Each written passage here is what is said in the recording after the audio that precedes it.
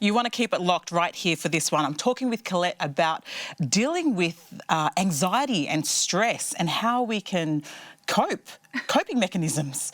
I think as adults, and children, these tips will be great. So hit me with it, because I feel like I was better at dealing with stress in my 20s than I am now.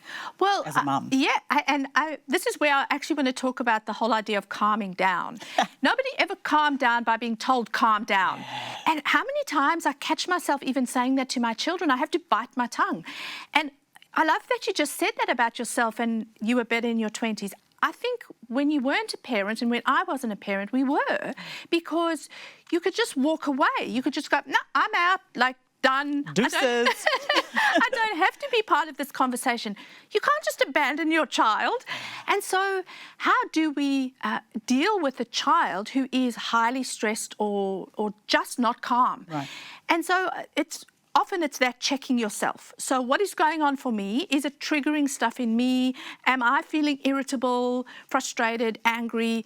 That often helps in hindsight. In the moment, you often don't notice it, but we can learn about ourselves when we analyze what was going on in our heads before, so that we can anticipate how to react the next time. And so we learn each time. And I think that's why it's important to be kind to ourselves, to know, you know what, I might have messed up this time. How can I do it a bit differently, a little bit better, improve the next time? And recognise that you're going that way, or your child is showing symptoms that they're going to have a stress attack. Yeah. And so one of the things we've got to work on first is keeping our voice calm, keeping our voice down, trying to get our child to match the level of our voice. Because if we yell or yell above them, they will just keep yelling louder. I've learned that the hard way. I love that, because I feel like sometimes just because you're the loudest doesn't necessarily mean you're right. And you've heard that before. People say that all the time. So it's good to keep an even keel. Keep it down. Yeah. And then also things like teaching our children, and this is something we can practice ourselves, deep belly breathing. Right, when there's anxiety. This is something not to do or teach in the moment of anxiety or stress. It's actually doing at night when your child is lying on their bed. You put a teddy on their tummy and let them breathe, so they learn that it's coming from their belly, not from their chest. Right. Big breaths, in for 4, out for 4, or in for 5, out for 5. It really calms down your entire body, your entire system.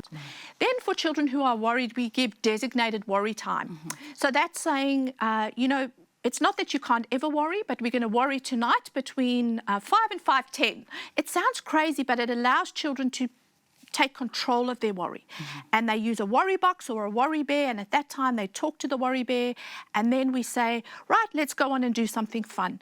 So it's validating, letting them feel heard, and also practicing gratitude as an opposite to that. But there's many things we can do just to help our children with tasks to become the boss of their brain. Love that. Thank you so much, Collett, for those awesome tips. I know that's going to help you. Keep it locked right here at Mums at the Table.